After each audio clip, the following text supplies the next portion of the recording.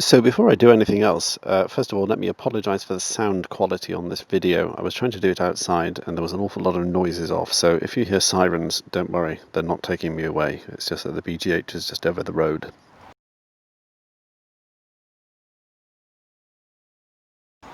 Hello there.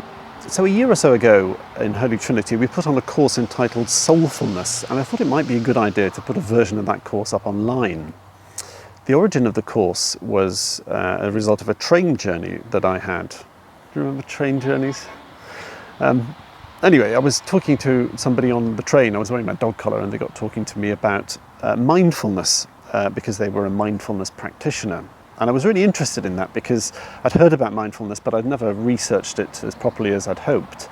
And what he described mindfulness as being was basically what I learnt about prayer and meditation when I was in the Franciscan friary for a year. So really, soulfulness is mindfulness using the insights of the Christian mystics. You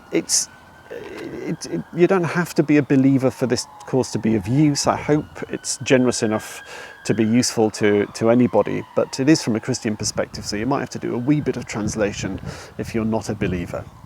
But really the purpose of soulfulness, particularly at this time, is to quiet down the anxiety that's going on in our brains, quiet down that monkey brain bit of us that keeps telling us to be busy and to be anxious and to look out for danger. Because that can be really important, but it can also get out of whack, and this is putting it back in the right sort of perspective. C.S. Lewis read a brilliant thing when he did a broadcast on BBC Radio decades ago. Well, it would have been decades ago because he'd been dead for decades.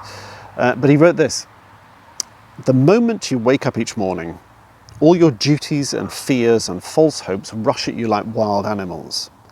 The first job consists in shoving it all back, letting that other, larger, stronger, quieter life come flowing in."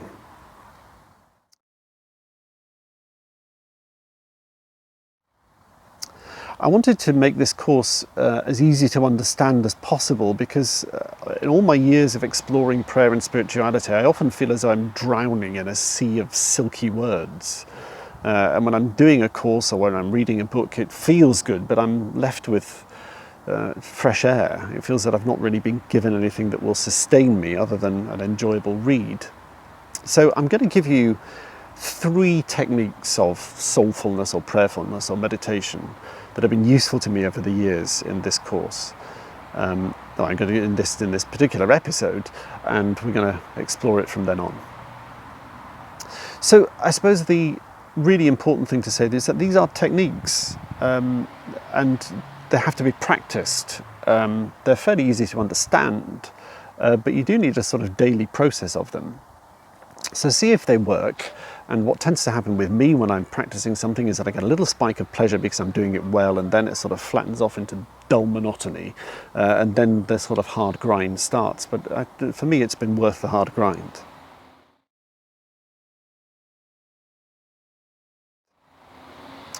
So the first technique is just looking at something.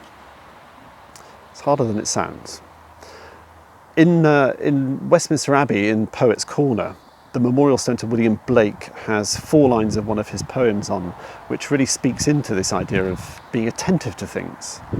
He says, "To see the universe in a grain of sand, and heaven in a wild flower, to hold the world in the palm of your hand, and eternity in an hour."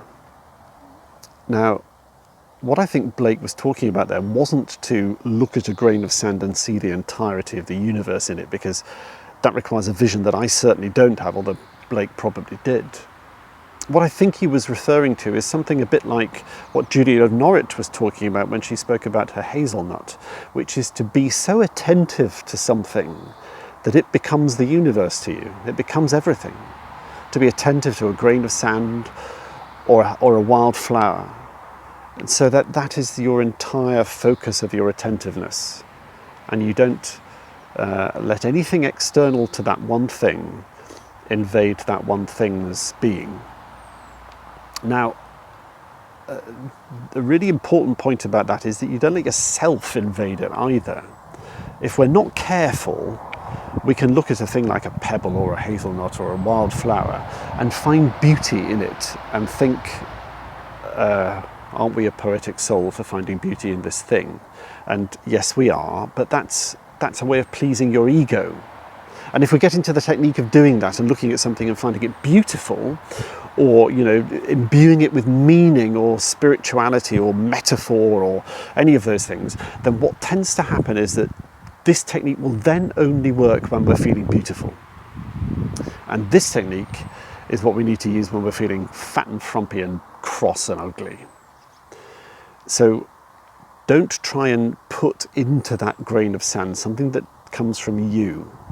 Just let it be it, and focus on it with great attentiveness until it becomes the center of everything that you're looking at, until you have no new thoughts.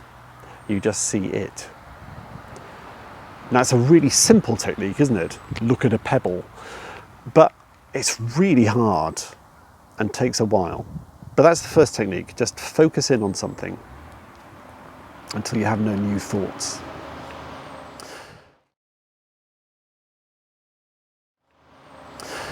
The second technique is something that I find very useful because it's something you can do while you're doing other things. And, we're normally doing other things, aren't we? So this is something I use when I'm washing up or doing the hoovering, or I've been chopping down some trees, so when I'm chopping wood with an axe, or when I'm ironing or darning a sock.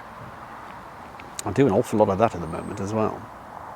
So really it is trying to get to a point where you're watching yourself watching whatever you're doing. So you observe what you're doing, focusing in on one aspect of everything that you do in sequence.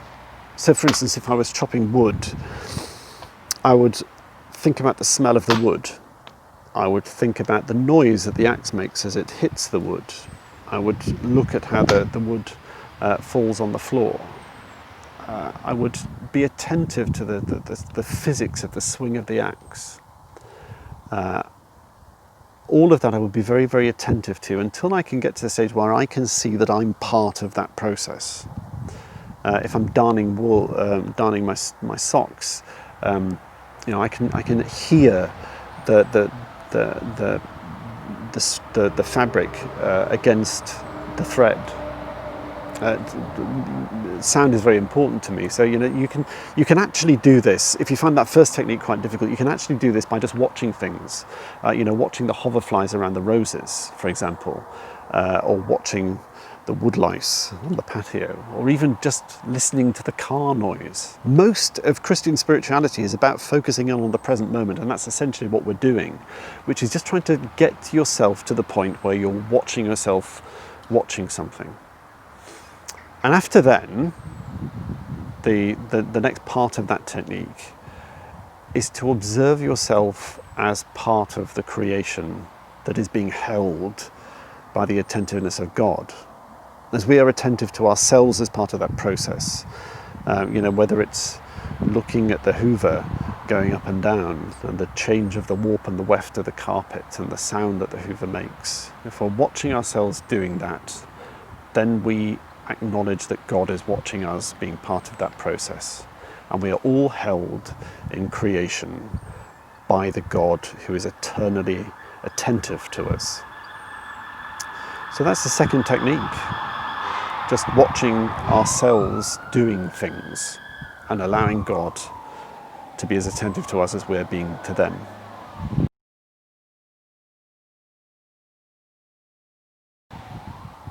And the third technique is something that I do when I'm having a bad day, when you've got those days of churn where everything seems to be, nothing's pinned down, everything's slippy and busy and quick.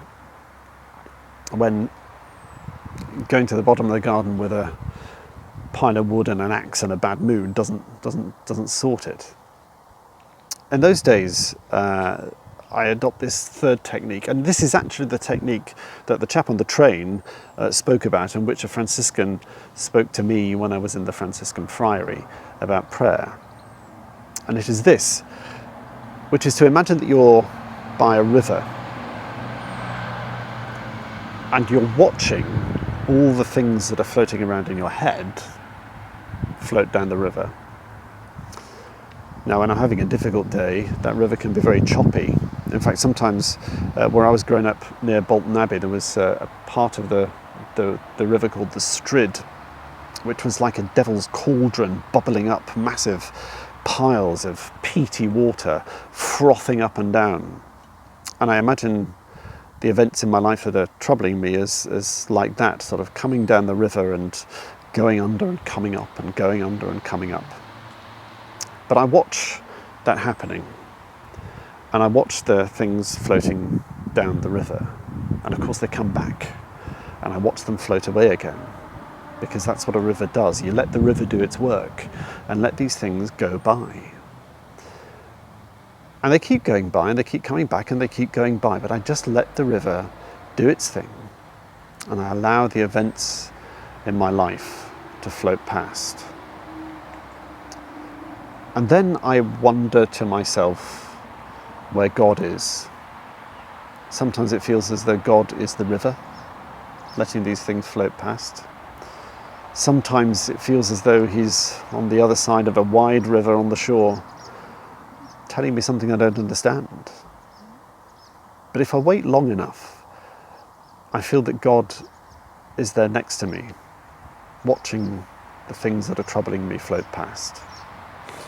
That doesn't get rid of them, that doesn't sort them out, but that's not what it's there for. It just puts them in a perspective.